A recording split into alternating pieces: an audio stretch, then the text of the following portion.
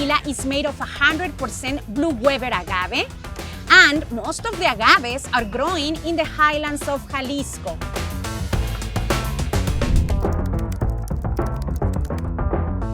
For the tequila making, we use the heart of the agave plant. So that means we need to remove away the leaves growing around. Paloma.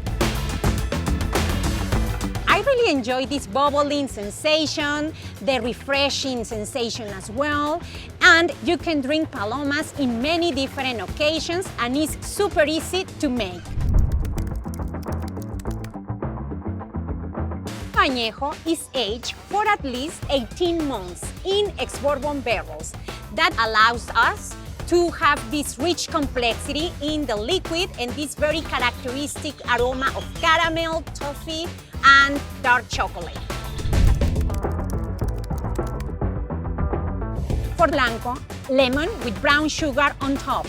You can also have seafood with Blanco. It's really nice.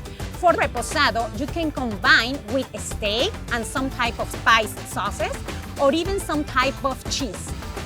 I love to have Don Julio Añejo with some types of desserts with caramel or dark chocolate.